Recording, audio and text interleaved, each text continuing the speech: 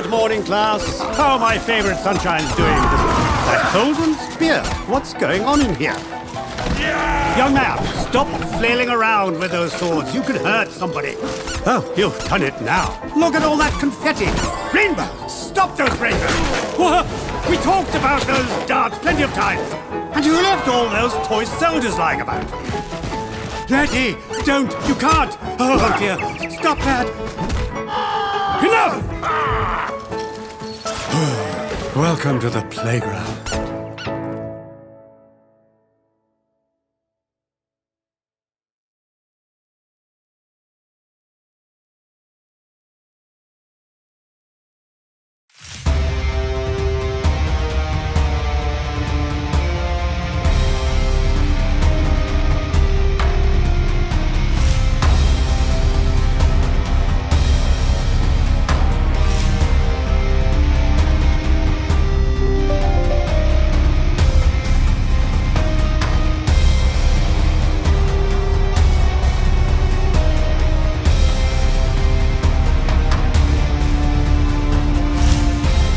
Warriors, welcome to the April 1st Warriors Den. My name is Matt, community manager on For Honor.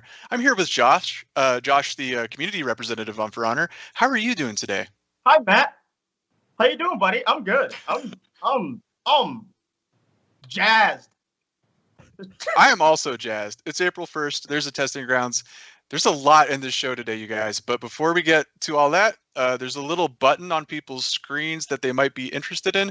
So, Josh, can you tell us about this button? Let me tell you about this freaking button, man. All right, so this button is called Azarus, right?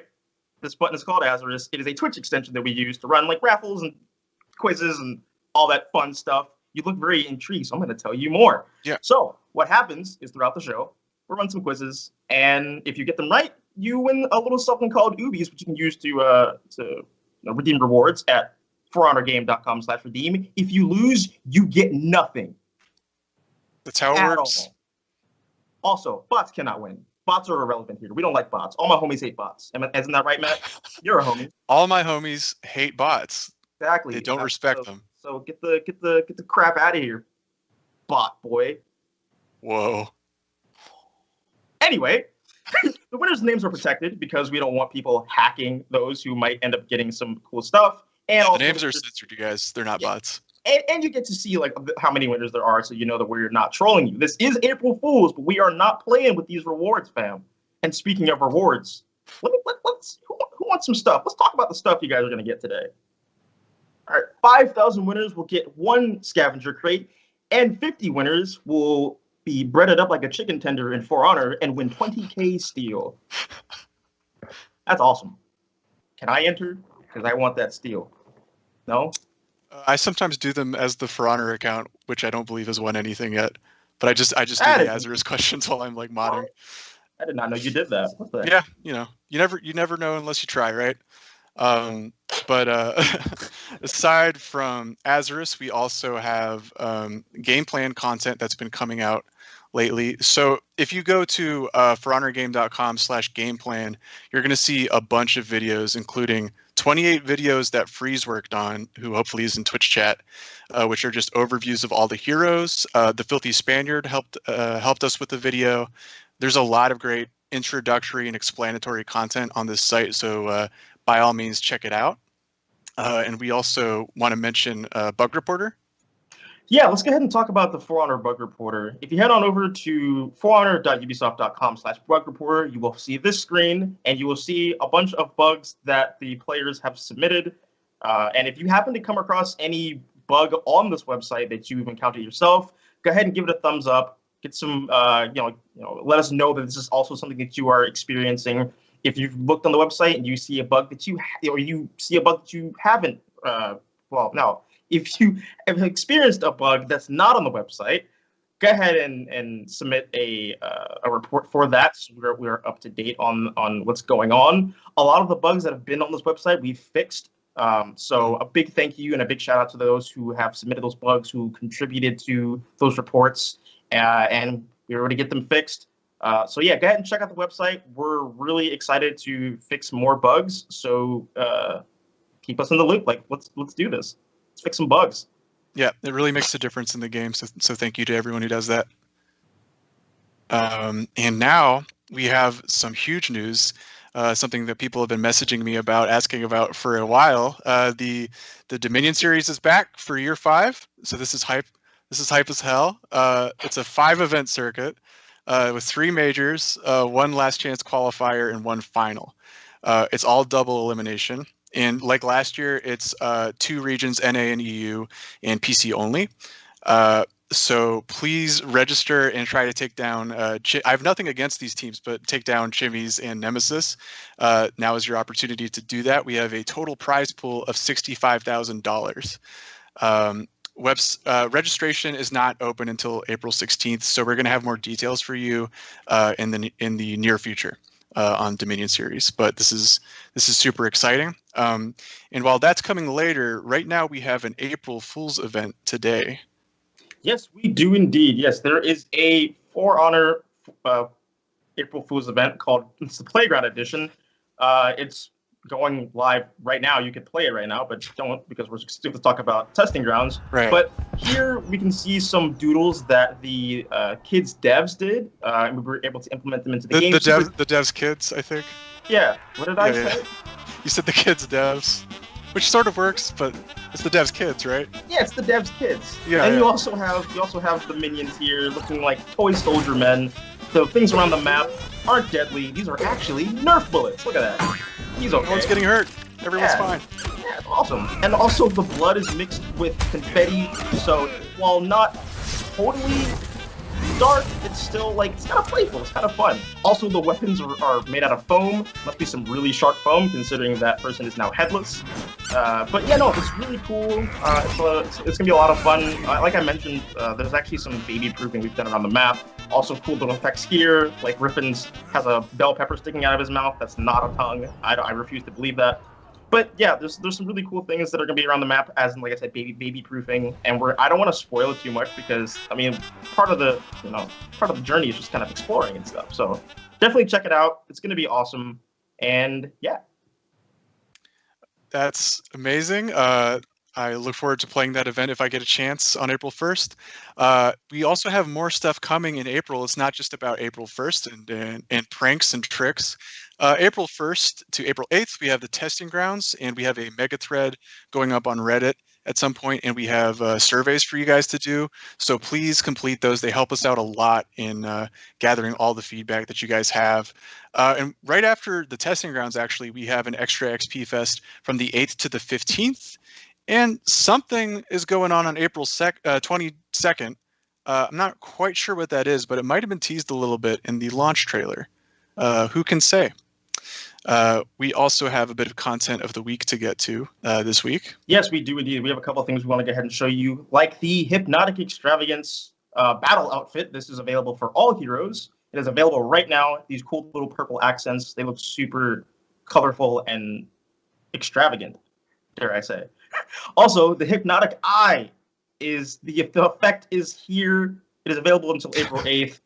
So many people have asked about this, right, Matt? In high demand, I would say, yes. Yeah, so yeah, the content of the week looks really sweet. That's amazing. I look forward to seeing people equipping that. So it's a big April, and we have a lot to get to still.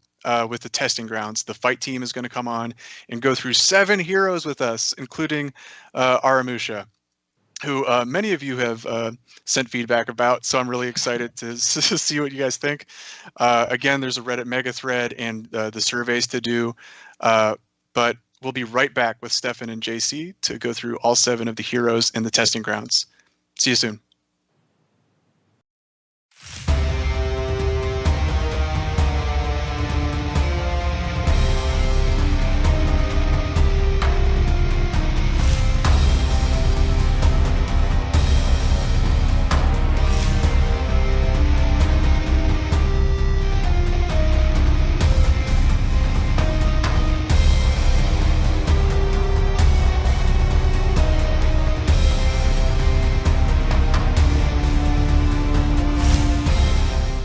Welcome back, Warriors. We're here with the fight team to discuss the testing grounds.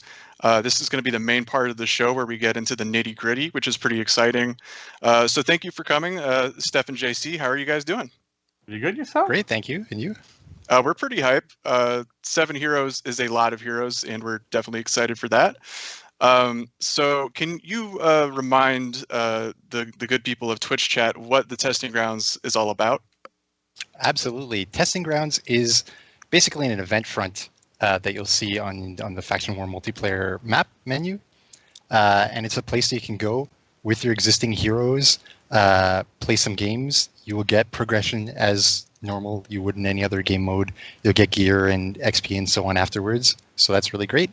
But it's also a place where inside that event front, you will play some varied balance changes on heroes that we would like to eventually do live. But then the purpose, of course, as you've seen from previous testing grounds, is we test it, we see what your player feedback is, does it hit our goals, yes, no, and then maybe there'll be either go live, edits, or it might return for another round as determined by you, basically.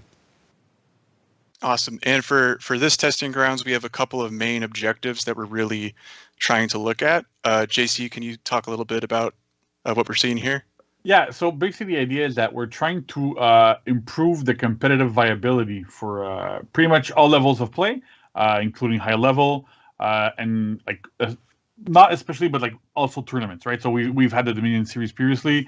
We've seen a lot of things coming out of that, and we'd like to see a lot more hero variety in there. So that's part of why we're pushing for these changes. But definitely not 100%, right? Like we don't only look at that. Yeah. No, of course not. Yeah, we look at a bunch of different things, like across all skill levels. So that's pretty good. And we're also looking to reduce our frustration with a bunch of stuff.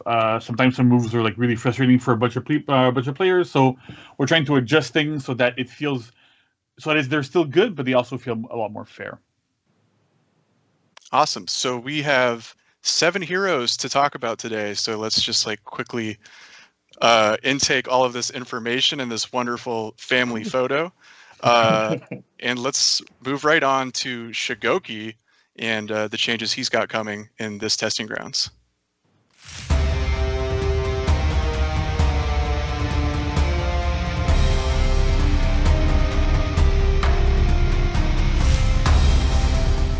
So, Stefan, can you quickly take us through the general goal with Shigoki in these testing grounds?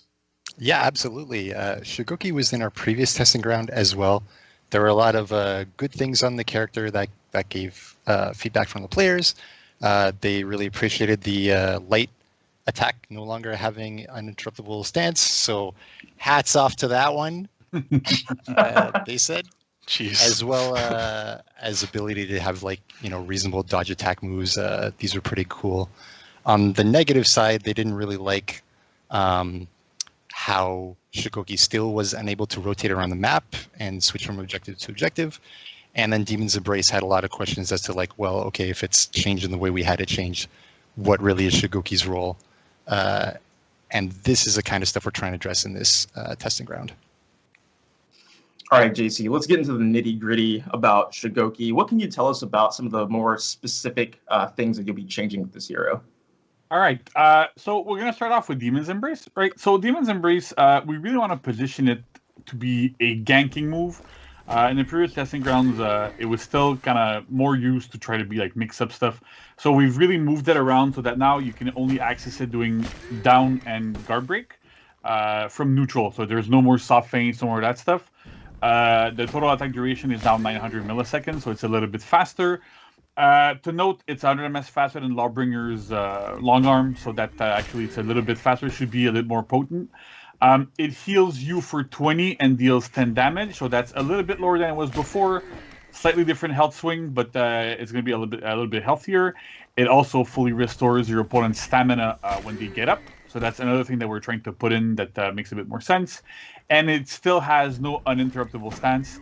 So the idea is you want to use Demon's Embrace really to set up ganks, gank people, make sure that it's guaranteed in a lot of situations, and get it in there, but not really use it as a mix-up. You can still try to throw it out, but it probably won't work as well as a mix-up as it used to. So next up, we have Charge of the Oni. That's a brand new addition to this testing ground. The biggest issue we had, well, one of the biggest issues we had with Shigoki on top of what we did last time, was the fact that he still had a lot of difficulty, like Steph was saying, like rotating, like going around points and trying to like grab stuff. And so Takes him a little bit longer than others. Yeah, exactly, right? He's Yeah. a bit slower. So what we've done is we've actually changed the functionality of Charge the Oni. So it used to be that while you were sprinting, you would hit the dodge button and you would start to run and bump people. You can bump people off of like little bridges and stuff. That was actually kind of really frustrating, and it didn't really help him rotate.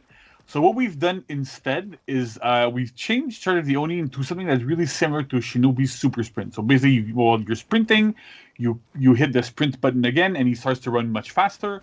That really will help him rotate between points. It's not as limited as it used to be. You can turn a little bit more while you're doing it. So it works. It should work much better at letting you roam the map and be able to go between points A and C and do a bit better there. If you're one of those people on high fort, you're going to be sad, but Yeah. I think everyone else will be much happier. So, Pretty much, right? and if you want to get across the map, like, it's going to be hugely, I think, beneficial to be like, well, I'm not stuck at C forever. I can actually move to B. Like you're not playing like like this is my swamp type of thing. I appreciate the reference. Yeah, right. So next up we have dodge attacks. So we want to make sure that we give him initiation in 1v1 and a way to counter bashes and also be able to catch rolls. With Demon's Embrace being on neutral, you could potentially see people going, oh crap, and just constantly rolling away. So we want to give you something like a way to be able to catch people. So first up, brand new, we have front dodge headbutt. That was one of the things that was really requested by players. So he now has that as a tool to initiate from neutral. So that in combination with his charge heavies really gives him a lot of potency in 1v1. He still has his side dodge headbutts as he had before. He still has the forward dodge heavy that we had before in the previous testing grounds. And on top of that, the forward dodge heavy also has armor timings that match the same as sprint. So having a little bit of uninterruptible stance really helps him out as well, catching people and making sure he's not overly interrupted with that stuff. And after that, on top of those little changes for front dodge headbutt and stuff, we also have changes to headbutt itself. So the idea is that we want it to be able to pressure opponents and actually give him free damage on dodge attacks. We didn't really want to have like headbutts grant a free light because it doesn't really have like finishers or anything, so it's a bit more complicated. So the idea is that like headbutt now actually deals damage, but it no longer stuns or deals stamina damage, and it doesn't pause stamina regen. So the idea is that you use it a lot more offensively, so it works much better. It deals a little bit of damage. It's not overly crazy, but it still helps him get some damage in. It still leads to his heavy finisher, so that kind of works well. And on top of that, the front dodge version is 500 milliseconds, and the chain version is 500 milliseconds as well. So it now acts as an actual mix-up in chains, rather than what it was before, where you could easily react to it. And on side dodge is 533, like our other side dodge, like faster side dodge attacks. So that should work quite well. And last but not least, we still have returning light attacks that are no longer have uninterruptible stance, or armored as we commonly call it. That really helped reduce frustration. That was a really positive point we had in the last testing rounds. So we kept that in to help Shigoki feel a lot less frustrating to play against. Like people could just like mash light and basically just arm power through everything. So that makes a lot of sense. So that's about it for Shigoki this time. Steph, what do you expect is going to end up happening with Shigoki this time? I think it's going to be a very interesting character. I think you're actually going to be able to go, well, I'm not just stuck at one point. I'm going to be rotating back and forth, kind of like a normal hero in that way. I think you're still going to be setting up ganks where your friends will have to help you get your Demon's Embrace, and then, pile on hits after the hug timing. You're still going to be throwing those crazy side heavies in group fights and so on. But I think you're going to have a lot more agency with headbutt to kind of fight down people. So I'm really looking forward to seeing how this changes Shigoki's kind of game plan, especially in Dominion type matches. Yeah, I have a feeling that Demon's Embrace can actually be set up for ganks a lot more easily now, because you don't have to hit that heavy beforehand. You don't spend all that extra stamina. So that should be pretty good. That's really awesome, you guys. In case this is starting to feel like Shigoki's den a little bit, I think it's time to move on to a very angry Viking, particularly Berserker, and talk a little bit about the changes that he's going to get, or she.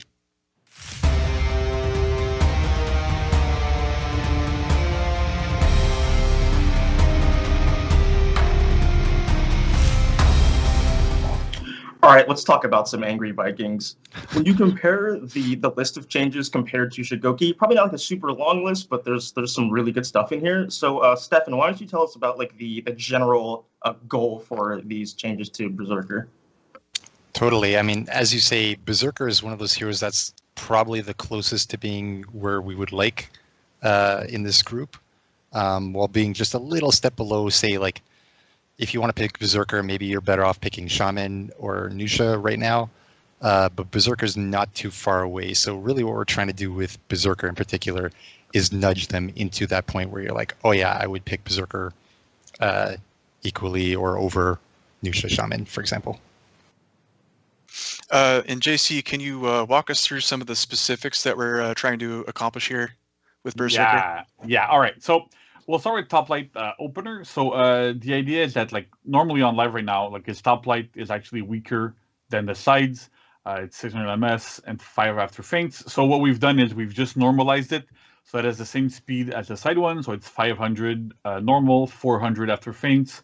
Same armor timing as before. Damage has been adjusted to match the exact same speed. So damage on top and on sides is exactly the same. After that, we have dodge attacks. So dodge attacks for Berserker are a little bit interesting. Side dodge lights are actually really useful in group fights, but the problem is that they're very, very good in that they don't get interrupted on external opponents. There's a lot of those little tweaks there that are there. So we wanted to give him not only have that as a property in general, so that they're enhanced, they don't get interrupted, but also give that to his forward dodge light as well, so he gets a little bit better initiation, a little bit better chase. He's able to get into his opponents a little bit easier. So on top of that, so dodge forward light is not interrupted, and it has a little bit of extra forward movement, so it'll catch people a little bit better.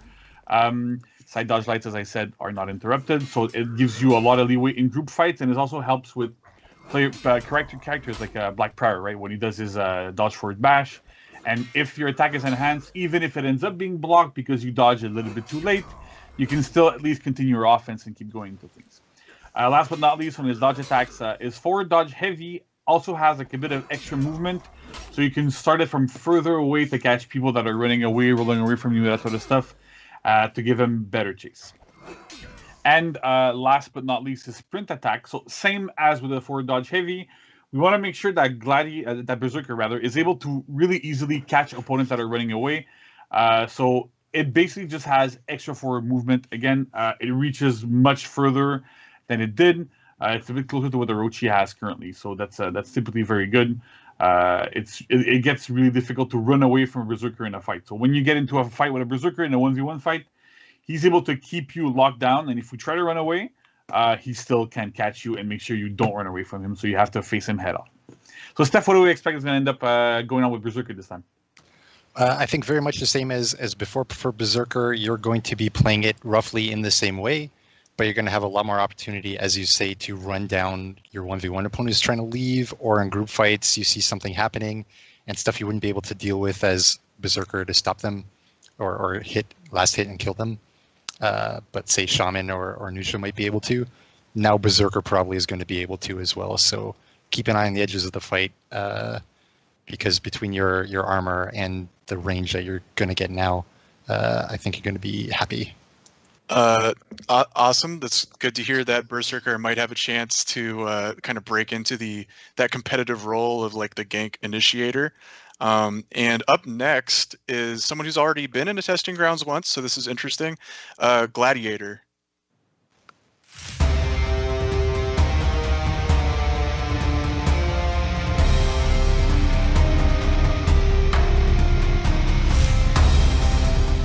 So Stefan, with this famous and wonderful Roman, what are we trying to accomplish in this testing grounds?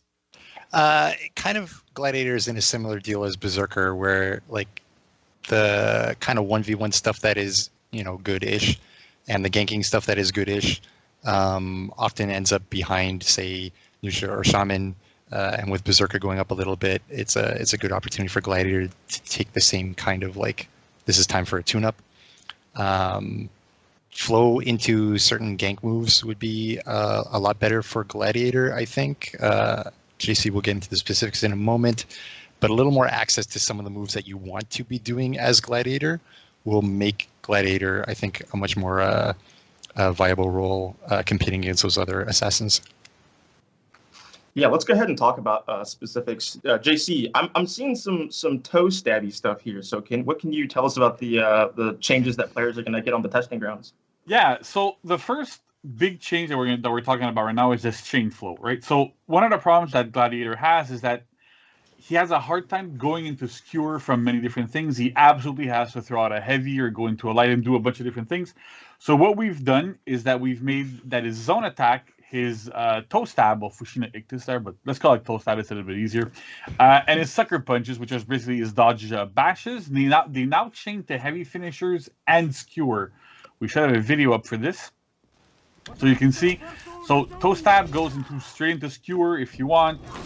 Same with zone attack, and same with the sucker punches, right? So the idea is that this should help you land skewer a lot more. It should help you set up ganks with your allies, and really help in that regard. Next up, we have his dodge attacks. So we want to give him a little bit better defense in 1v1. And make sucker punches actually work. The problem that we have right now with sucker punch is that it has really little range, and it doesn't chain to really good things. So as we said, sucker punches actually now since they can now chain to skewer, we made sure they had a little bit of extra range. So when you throw them, you can actually hit opponents a little bit easier. And they also have iframes. If you're not sure what that means, it means that you're invulnerable while you're dodging and doing at the startup of these attacks to make sure you dodge things. So they're a lot more viable.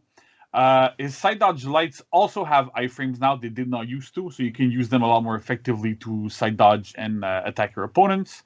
And forward dodge light also has extra range on top of that to help you catch opponents and initiate a little bit better. So overall, this dodge attack should help him compete a lot better. He can do his sucker punches into skewer really easily. They still stun, they still do that stuff.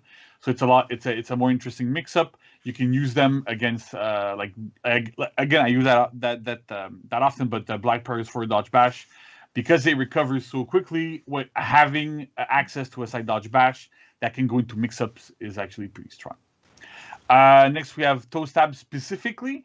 So on top of the other changes that we've mentioned about toe stab having a better chain flow, it also now deals 10 damage baseline up from 5 that it used to. So it deals a little bit more damage. That's always good.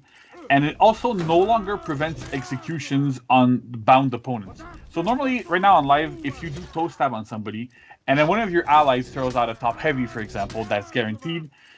If that top heavy would kill, your ally could not execute your opponent. So they now can. So that also helps in delaying opponents, doing a little bit more efficient ganking, that sort of stuff. And then last but not least, skewer. So as you've seen from the other changes, we want to make skewer to be his go-to ganking tool, right? It's super strong, it binds for a long time, it guarantees ally heavies, it does a bunch of things. So by giving you easier access to skewer, we also want to make it a little bit better. So it also now just costs 12 stamina. So on top of having a little bit better stamina management, Gladiator has a bit more stam. He can throw out a lot more skewers, go into it a lot more. But the downside to that is that it dealt a little bit too much damage, especially because it had a guaranteed forward dodge light at the end of skewer. So we've taken that out. So at least it's a bit more balanced now. You should be able to land them a lot more often, but you get a bit less damage off of them. So that's pretty much it for Gladiator. Stefan, what do you think? Where do you think Gladiator is going to end up being with this? I think everyone who liked playing Gladiator for the 1v1 viability is still going to be happy. I think they're going to be even happier because a lot of times actually they can flow a little bit more and try to set up stuff like skewer. And then in group fights, I mean, your dodge attacks are going to be much more effective than they were, both for dodging incoming attacks and then ability to follow up afterwards. And I mean, if I'm a friend of a Gladiator, I'm going to be very happy because I feel like I'm going to be getting free heavies and now in this case even free executes more often than I would be. So I think the most viable Gladiator ever was in the super good toe stab days. Yep. And I would expect that kind of playstyle is going to be there, but in a much more healthy and interesting way, I think. Yeah. All right, good stuff. Now, let's shift over to spooky HITOKIRI.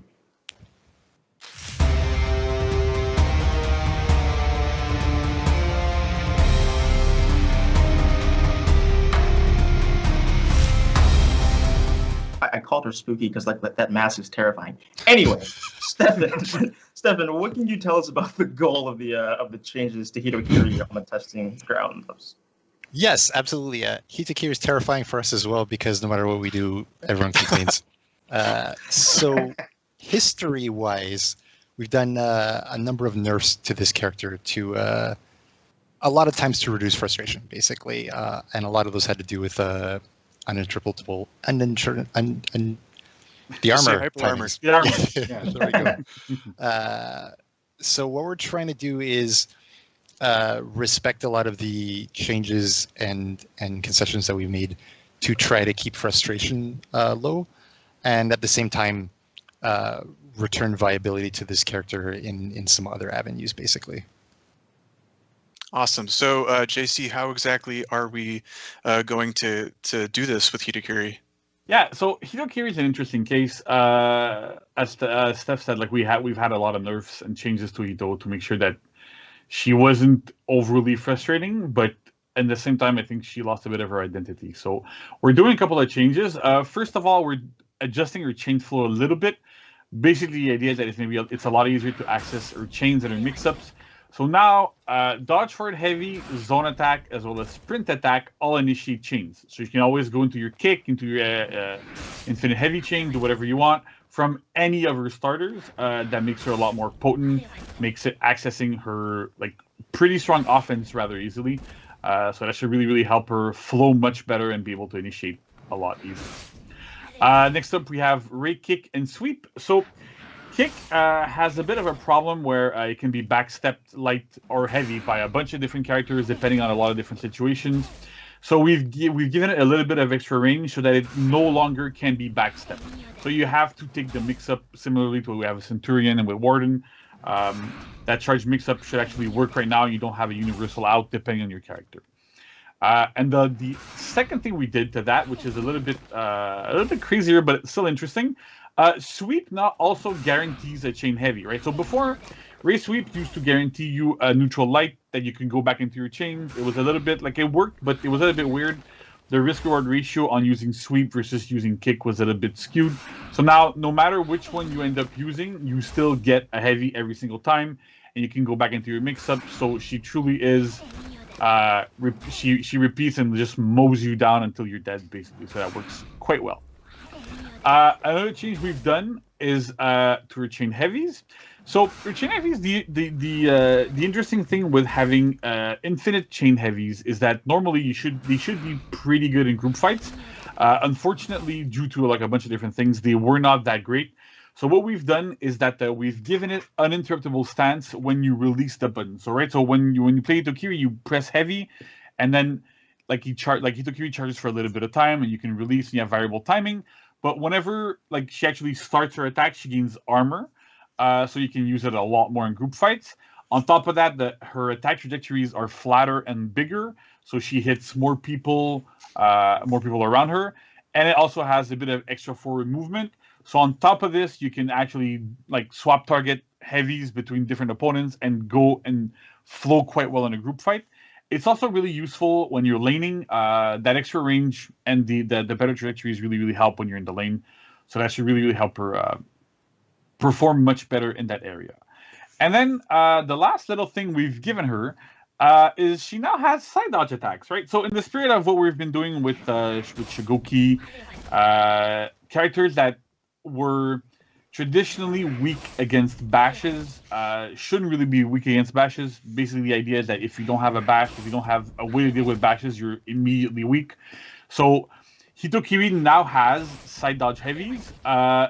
They are 600 milliseconds, so they're not the faster ones. Same speed as Horochi and that sort of stuff. And they also hit on the opposite side of the dodge for animation issues. We managed to reuse some old animations we had shot way back in the day, so that's pretty good. We were able to dig those out of the vault. And those side dodge heavies also initiate chains like or other initiators. So it really, really helps her out. Like when you're playing against like people that use a lot of bashes, you can actually now have an option against them. You can dodge, do your heavy, go into your chain, and punish them for trying to be overly offensive against you. So that's the gist of the changes to Hito. Stefan, where do you think Hito's gonna end up? it's going to be an interesting case, as it always is with Hito, I think. Yeah. I mean, honestly, one of the things I like is when it comes to like dodge forward heavy, zone attack, sprint, and now these side dodge attacks. As a Hitokiri, I feel, yeah, that's what I want to do, is do my attack and then begin my chain offense. That seems totally natural. That's what I want to do. I don't want to wait through recoveries to get to that point. And from an opponent's perspective, I feel that it's probably going to seem honest and respectable attacks. Like these are mostly 600 MS, heavy, like side dodge attack, for example. That's parryable, that's dodgeable, that's whatever you want. It's normal. So I think from that side, it's going to be cool. And I would expect Hitokiri is going to have more viability in those group fights between the dodge attack and what you're saying with the chained heavy timings. So I'm looking forward to that as a Hitokiri player. As someone who's been killed by a lot of Hitokiris, I'm excited to find out if I'll be frustrated by these changes, but that's why we have the testing grounds. And next up, we have the fiery man, Jean-Hu, who's near and dear to my heart, and we'll talk about his changes next.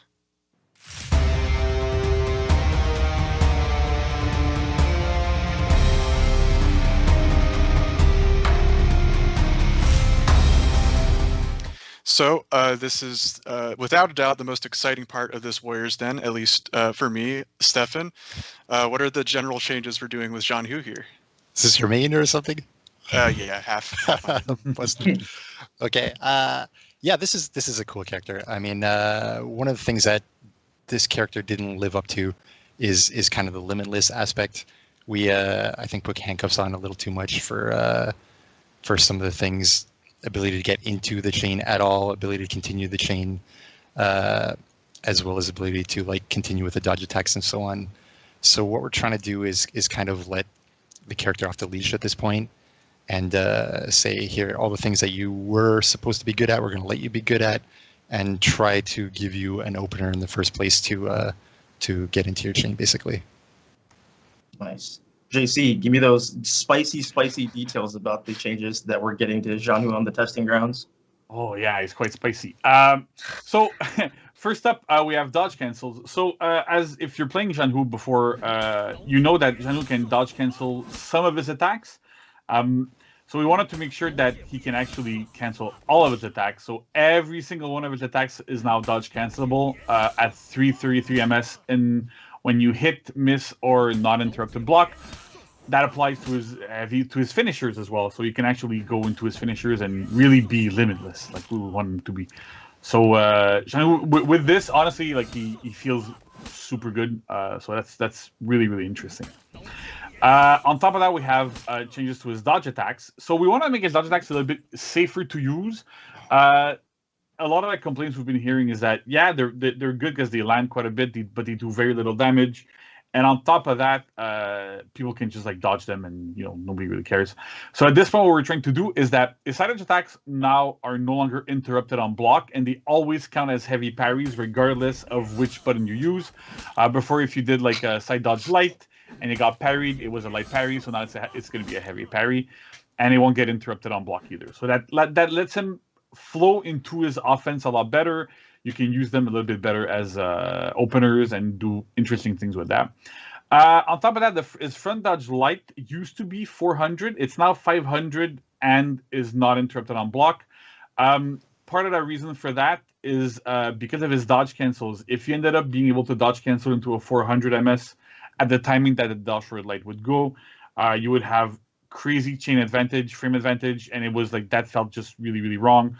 So we slowed it down a little bit, but because it's no longer interrupted, you can at least use it a little bit better and keep flowing into your offense. We've also given him something else that's a little bit different. He used to have this the subduing blow, I think it's called. His palm attack, basically. After is when he used to like superior block dodge, right? Yep. So while that was interesting, it didn't really bring anything, and we've had a lot of players like ask for specific buffs to that or whatever. But the route that we've chosen is that we want to make sure that Jean-Hu has a viable opener from neutral. So what we have is that now he can do that move from dodge forward and hitting guard break. It's 500 MS, so like all the good dodge forward bashes, it works quite well there. It changed to his openers, and it guarantees either a light or a zone attack. So that's interesting because you can go into a group fight, do a dodge forward palm, do zone, and hit a bunch of people around you, or just throw out a light and keep going afterwards. So it still is quite good. Like you can try using it with his dodge cancels, and it's like really, really interesting. So that works quite well. But because we've put it on dodge forward guard break, we've actually removed it from his superior blocks. And what we've done instead is to make those superior blocks a little bit like still good and actually make them quite much better. What happens is when you superior block an attack, when you dodge, if you hit light or heavy, the attack that comes out, it's still the same dodge attack that would come out before, but it becomes unblockable. It's guaranteed, in the case of sides, and it deals a little bit more damage, right? So for side dodges, it's going to deal 22. It's guaranteed, and for like side dodge light and heavy. For front dodge light, it deals 22 as well, and it's guaranteed like 99% of the time. And dodge forward heavy is guaranteed a little bit less often, depending on the recovery of the attack that you're blocking. But it deals 30 damage instead, so he has much better options out of those superior blocks, because those things also initiate his chain offense. It makes him a lot more viable and a lot more potent in these situations. We've also adjusted his zone attack, so it's a little bit faster to give him a bit better peel and give him better utility in chains. So it was 600, it's now 500. So that also makes it like, because of that, it can be guaranteed if you dodge for a palm, that sort of stuff. So it's much better, and that's it. Because it's undodgeable, it's close to being Warlord level good. It's like a whole 360 around him. Really, really good for peeling. If you don't know what peeling is, I think there's a good explanation in some of the videos that we've done from Game Plan recently. So that's pretty good. So yeah, so zone attack is much better in this regard. And then I think one of the most requested changes we've had for Shanhu overall is that finally the right heavy finisher trajectory is mirrored from the left side. So it no longer has like a slightly different angle. So you can hit people the same way on the left and on the right side. So that helps him also quite a bit in group fights. So that's it for Shanhu. Steph, what do you think? What's going on with Shanhu now? It's going to be fun to play Shanhu for sure. I mean, it's much more viable in 1v1, I think. With the opener that you described, I mean, you can actually get in. And then in group fights, like the ability to dodge after the finisher is really quite good, both for continuing your offense against opponents, also for dodging attacks that would have been guaranteed on you because you're stuck in a long recovery otherwise. So you're going to be dancing through those group fights a lot more often, I think, and it's fun to go for it at this point with this character. Matt, you seem pleased. This is so rad. This is amazing. We'll get on it and try it during testing grounds. Yeah, I will. Yeah. That'd be awesome. All right, let's jump over to the next one. Zhang Jun.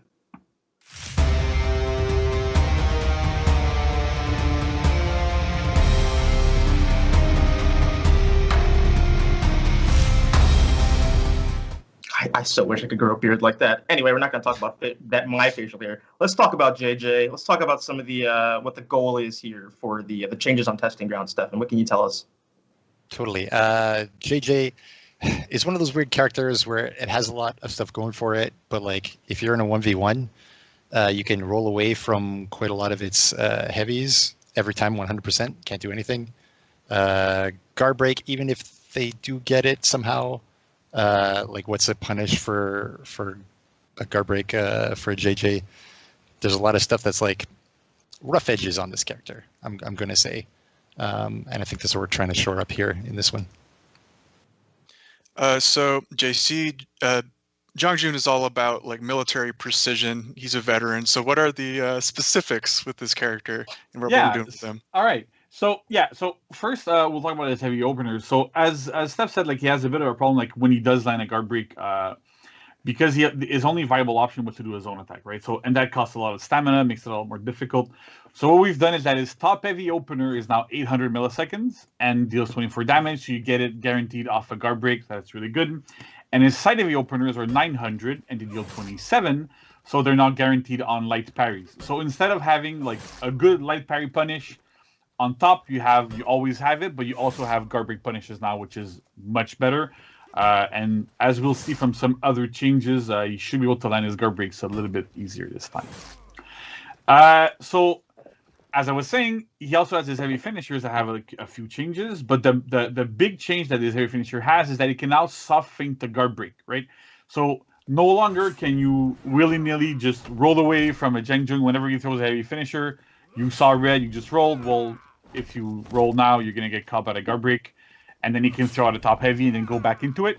So that's one of those two changes really help him be much better in 1v1.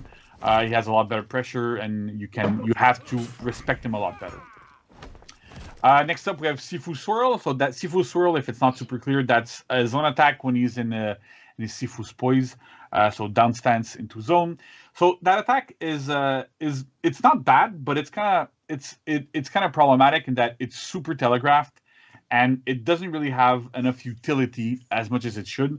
So what it has now is it's now unblockable. So you can go down stance zone and go unblockable, hit people around you. And the idea is that like you can't just be close to a Zhang Zheng when you use a group fight and just block and not care, because then you can't do anything. And because they're unparryable when you're outside of him, it gives him a lot better pressure. And it's a lot harder to approach him when he's in a group fight. He has a lot of ways to go into that stance.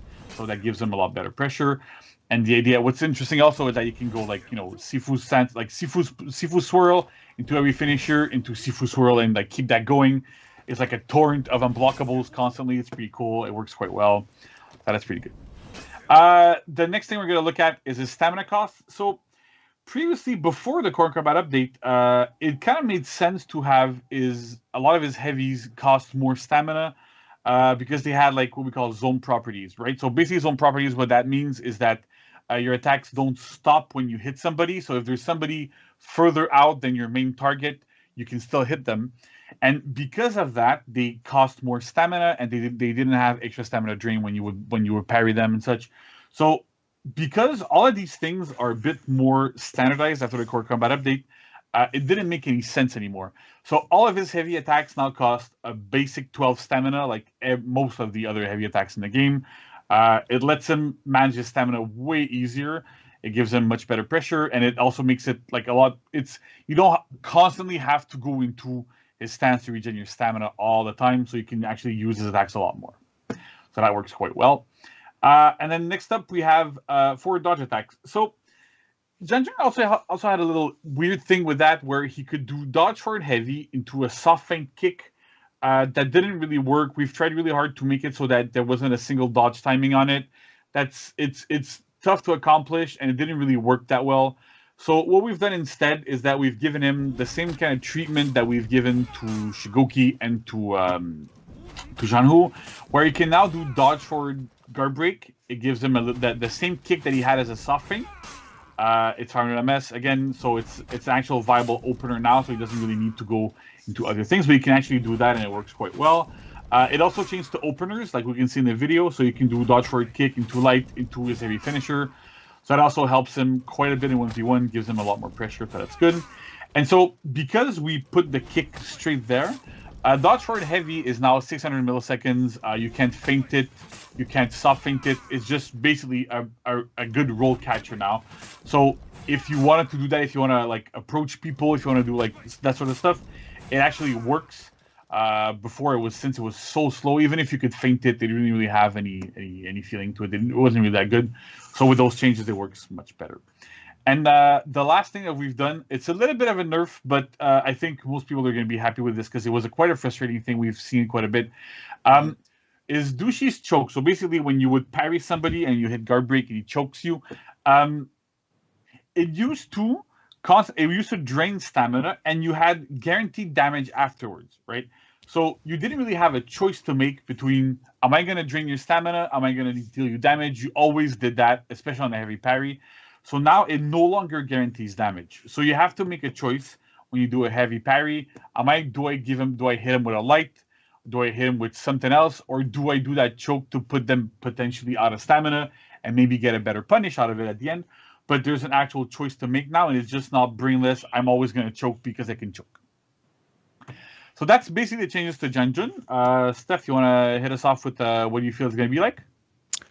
I think this character is still going to be doing quite well in group fights. I think it's going to be much more viable in 1v1s. I think it's going to be wanting to compete with Kensei and then Nobushi for that kind of spot. So I'm really hoping to see variety in the game in terms of like that kind of like laner group fighter role.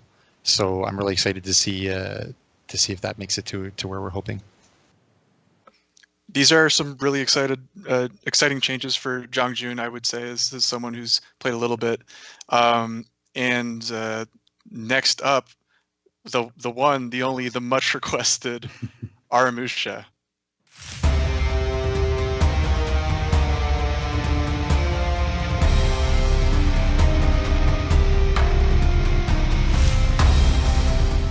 All right, so Aramusha has been a really complex and interesting one for us for a long time. So, Stefan, can you get us started with the general overview?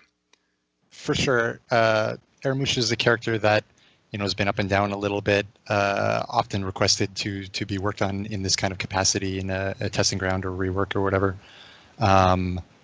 Basically, when at least I'm playing an Aramusha, I'm very happy when I'm in the Deadly Feint area. And when I'm in other parts of the kit, I'm like, how do I get through this to the part that I actually want to be using, right? So what we're going to try to do here is increase a little bit of that like kind of 1v1 viability. Can we get started and then get to the parts that we like as a character? And as well, like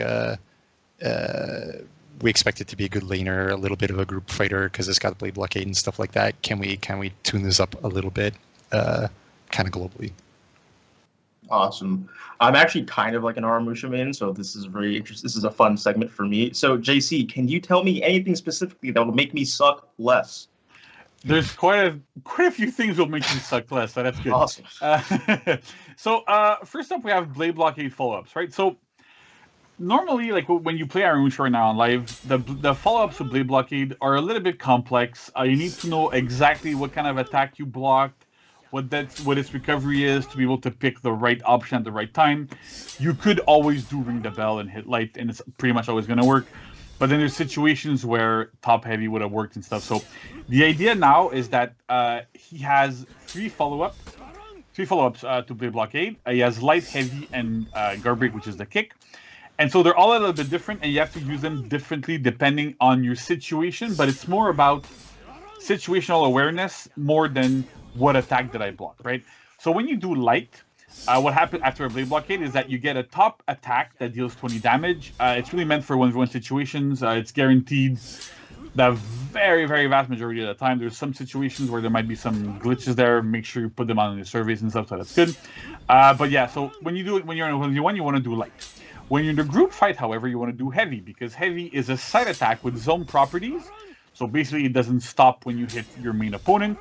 It deals a little bit less damage at 18, but it's meant for 1vx, right? So you're in a group fight, somebody hits you, somebody tries to hit you, you blade blockade, hit heavy, hit everybody around you, get them off of you a little bit, works super well. You can still do guard break and perform the kick. The kick is more meant for ganking, so basically you kick somebody, guarantees an ally heavy, your opponent can do good stuff with that. That's always interesting. You can ledge people with it if you want. You can like push people, you can wall splat, all that sort of good stuff works quite well. But that means that we've removed the ring the bell completely from blade blockade follow-ups. So the idea is that ring the bell, like we're moving it somewhere else in the kit. So like that really iconic move that he has is still there, but just no longer locked behind always doing blade blockade. And important to note is that all of his follow-ups are pretty much always guaranteed, so that even if you hit heavy in a 1v1 situation, it's still gonna land, no matter if you block the light or whatever. So that's first buff to blade blockade.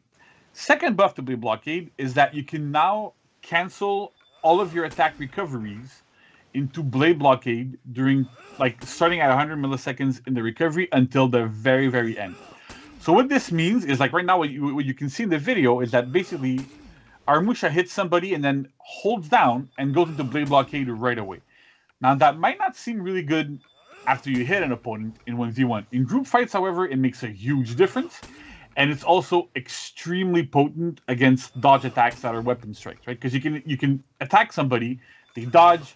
Let's say you're against a Griffon, for example, right? That is super, super dodge happy. Well, hit your heavy, have them dodge, instead of having heavy feint and parry, and maybe miss your parry, maybe get like, not that great of damage, just heavy, let it miss, and then oops, blade blockade, block their attack, and then go into your light and do a bunch more damage than you would have done. So the idea is that like you can use blade blockade as a defensive tool a lot more often now, and it lets you really use it like super well in group fights, super well in 1v1s. It lets you beat out a lot of different options that normally Aramusha would have had a really hard time defeating. Next up, we have front dodge attacks. So front dodge attack was like, with the front dodge heavy is an interesting case on Aramusha, because basically you can choose which stance you're going to do an attack in, and then you can do like the side ones that had like a little bit of like iframes, a bit of weird things happening there, but they never really worked that well. So what we've done is that, first and foremost, dodge forward heavy is always top. Every single time it's always top. There's no longer that thing of like sides or whatever. And we've also adjusted the armor on it because it was a little bit too frustrating, and it was like a bit like it didn't really feel that good to have armor start that early into the attack. So it starts at 400 milliseconds into the dodge forward heavy. You can still feint it, so the armor starts right after the feint timing, like we usually do. That's kind of a rule that we try to use most of the time. So it's better. It's better because of something else that's also going to be coming up. But on top of that, like, it makes a lot more sense just to have it on that. But don't worry too much. Those side dodge attacks that you had from front are now moved to as his side dodge attacks, right? So he can now do side dodge heavy and go into those rushing wind attacks, I think they were called. So he now actually has defense against bashes, which is one of the things where he suffered quite a bit. Similarly to Hitokiri, there's 600 milliseconds, and they also initiate his chains. So you can finally do stuff against bashes as an Aramusha. You can defend yourself quite easily with those. Works really, really well. Next up, we have something that's a little bit, that's a spicy one, but it works quite well. It's interesting. We have Ring the Bell soft feints, right? So what you can do now with Ring the Bell is that since we removed it from Blade Blockade, we still want to have it somehow, right? So what you can now do is do any of your neutral heavies and then soft feint them into Ring the Bell. So we haven't touched the speed of his neutral heavies.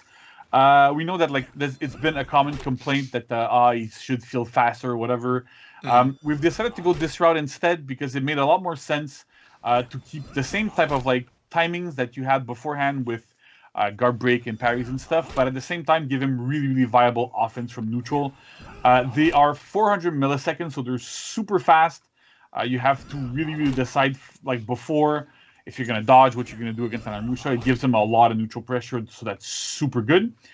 And the other good news is that you can also soft feint your dodge forward heavy into Ring the Bell, right? So you can typically go into a fight, hit some people, switch target, dodge forward, heavy, soft feint to Ring the Bell, hit somebody else, do all that good stuff. It's super cool.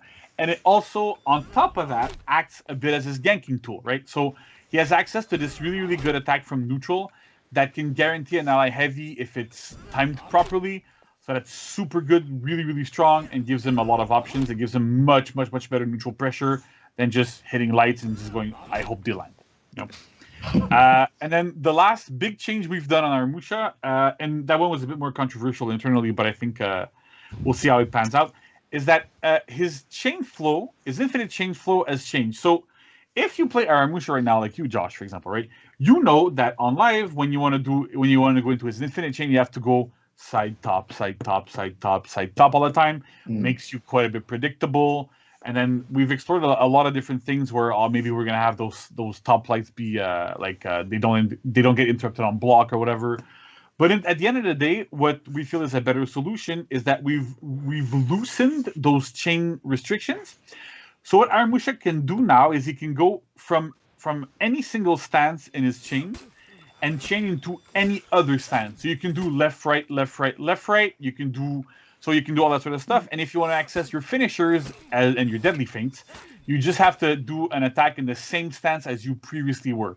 So you want to do like, let's say like right heavy, you go into your finisher, but you can do right heavy, left heavy, right heavy, left heavy. So that works quite well. It makes you a lot less predictable, and it's super good in group fights because you can target swap and just switch your stance and not always go top. So you can use his trajectories to much better use and be able to like go between opponents and do a lot of good stuff with those. So yeah, that's about it for ARAMUSHA. There's a lot of changes there. We went over them quite quick, but we hope that people are gonna like those. So Steph, what do you think? How do you feel about ARAMUSHA right now? Really looking forward to seeing it in the wild in the testing grounds. Like Blade Blockade making a bit more sense internally, but then its Ring the Bell being pulled into the soft feint, I think is going to be quite useful. It'll help with the openers, and then we've got the like side dodge heavy instead of front dodge directional is going to be a big deal as well. So I think a lot of times where you kind of get like stifled as an ARAMUSHA, you're going to be able to kind of open that door and show off the parts of the character that you want to do. So looking forward to it a lot. I'm looking forward to it myself. Like I said, I want to suck less. So I'm very excited for these changes. Honestly, all of these great changes on the testing ground. I'm so excited for everyone to give them a try out when the testing grounds goes live. Steph, JC, I want to thank you guys for joining us today and being able to break all this down for us. I want to let everyone know that there will be a testing grounds mega thread up on the official subreddit, so be sure to go ahead and check that out. Also, once you get a chance to play the testing grounds, be sure to do those surveys because we love that data. We love getting the feedback. we love getting all of that feedback, and we're definitely looking forward to seeing what everyone thinks about these changes. Again, want to thank the Fight team for joining us, and we'll be right back with the content of the week. Thank you. Thanks, guys. Welcome back, Warriors, from that doozy of a segment with 7 heroes in the testing grounds. Thanks again to JC and Stefan for walking us through that crazy amount of information. Again, the testing grounds is running from April 1st to April 8th, which is really exciting. So get on Reddit, get on the mega thread, get your surveys into us so we can read through them and make any changes that are needed. A few quick reminders: the game plan website with all of the guide content are at forhonorgame.com/gameplan. So check it out or send it to a friend who doesn't know the game that well if they need an introduction. Dominion series signups are on the 16th, and we'll have some more news about that soon. And it's April Fool's, so enjoy the event. Enjoy the baby-proofed maps. Enjoy not harming anyone with the foam weapons, and enjoy the toy soldiers. It should be a fun day. Yeah, I'm actually really excited to try it out. But again, I want to thank everyone for joining us today. It was an action-packed show. Like Matt said, lots of testing ground stuff. April Fools. It's going to be fun. If you're not following the Twitch channel that you are currently on right now, you can do so by clicking that little follow button because we really appreciate that. Also, don't forget to follow us on social media platforms like Twitter and Instagram at For Honor Game. We post a lot of content, more content coming soon, and we look forward to seeing you in the next Warriors Den. Peace. Have a good one.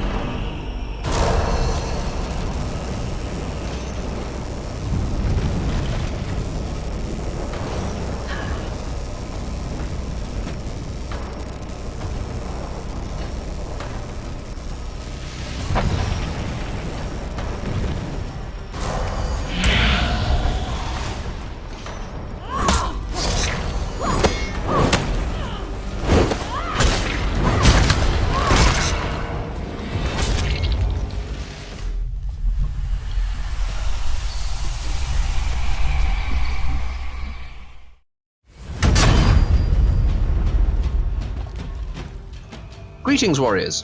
I'm Richard, also known as the Filthy Spaniard, one of the mods of the competitive For Honor subreddit, and today I'm going to give you some tips on how to take your For Honor skills to the next level. If you want to be able to play like a pro yourself, then watching and analysing tournament gameplay is a great way to start. High-level play involves a lot of fast decision-making as well as good technical skills, and these are demonstrated in spades by professional players.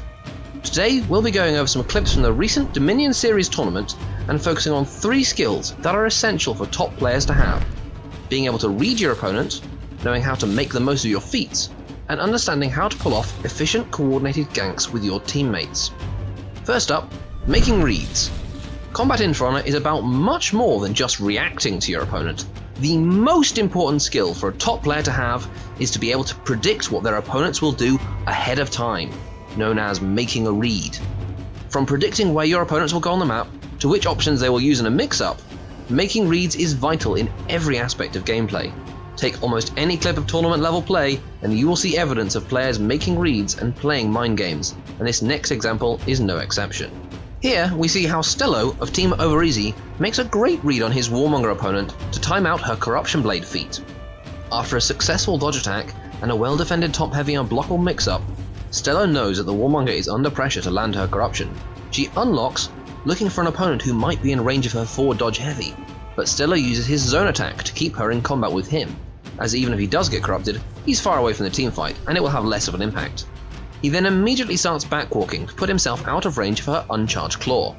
She feints, so Stello goes for a guard break, as he knows the Warmonger is now desperate to land a hit before time runs out.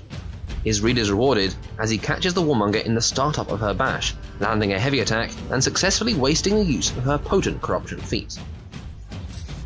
As we've seen, making a good read is a far cry from just guessing. The key to getting inside the head of your opponent is to understand what they want to achieve and what factors are shaping their decisions. Imagine yourself in their position and what you would do to achieve their goals, and then use that plan against them. In the previous clip, we saw how feats can influence a player's decision making, and this is because feats are an absolutely critical part of Dominion gameplay. A team's feats are a limited and vital resource, and making the most of them relies on good timing in order to tip the scales in your favor. In this example, Nature of Team Pickup Truck makes fantastic use of his feats in a critical team fight on the enemy's home point. Seeing that his side is about to be outnumbered, he first uses Juggernaut to provide himself with some extra defense and survive whilst he's out of stamina. After seeing that one opponent is low on health and looking at his own renown, he realizes that if the opponent dies, he will get a defended point bonus, which will unlock his tier 4 feat, Fire Flask. To that end, he pops his tier 3 feat, Fury, which buffs his defense and damage, including Fire Flask's damage. The use of Fury and Fire Flask together is common, so players will often take a Warlord popping Fury as a sign to scatter. But because Nature uses Fury before he even unlocks the tier 4, his opponents are not forewarned of his plan. Which means when his prediction pays off, they are in perfect position to be hit by the powered up Fire Flask. And just to make sure, he uses his undodgeable zone attack to stop the Black Prior from rolling out of the danger zone. This is an awesome display of game knowledge and decision making, accented with a spectacular explosion of flame. Additionally, this clip highlights the importance of timing your feat usage within a match as a whole. This fight was really the moment where the whole match was won, as it allowed Pickup Truck to go from being tied to having a big point lead, which the enemy never recovered from. So make sure not to waste your feats on unimportant fights. But it's not just balanced teamfights that are important moments in Dominion. Often, one team will have a numbers advantage, and making the most of these gank opportunities is critical for overall success. You want to be able to kill a lone opponent as quickly and efficiently as possible to prevent their team arriving to help them, and even out your advantage situation. Ganging up on an enemy and randomly throwing attacks will just feed them revenge and give time for more opponents to show up, so you need to know the specifics of what your character can do in combination with your allies. Most teams pick at least one character who specializes in setting up ganks, and often that is Centurion. His pinning heavies, fast kick and knockdown punches can all guarantee ally attacks, and he can chain together these short gank elements into devastating combos. Here we see a Centurion and Warmonger gank performed flawlessly by Solops and Amber of the team Missing Bones. From a landed Legion kick, the Centurion light attack guarantees the Warmonger's top heavy. Then the Warmonger chains into her enhanced light attack, which prevents the opponent from dodging Centurion's charge punch. Timed perfectly, the knockdown from the punch guarantees the Warmonger's top heavy finisher without interrupting the knockdown, allowing Sense to land his Eagle's Talons. But it takes practice to successfully use these timings. In this match against Your Days Are Numbered, the same pair of Solops and Amber fail this gank, giving revenge and leaving Solops to get ganked himself. The opponent's own kick stops Amber from throwing his heavy opener, And while he times his light attack correctly to guarantee the charge jab, he accidentally uses a side heavy finisher, which hits earlier than the top heavy and interrupts the knockdown, meaning that Solops's buffered Eagle's Talons input becomes a regular heavy. This is blocked, giving the opponent revenge and allowing them to isolate Amber, exposing Solops to the enemy Warlord and Kensei. This example really demonstrates how much practice and coordination can go into pulling off these brutal ganks, as even the top players can have one small slip-up that makes them completely ineffective. Working these skills and others into your gameplay is a matter of practice and patience. Every top player has a journey that got them to where they are today, and we hope that these insights will help you in yours. Thanks for watching, Warriors. For more tips and tricks, check out Gameplan and visit the Competitive For Honor subreddit and Discord. Links are in the description below. Good luck, and I'll see you on the battlefield.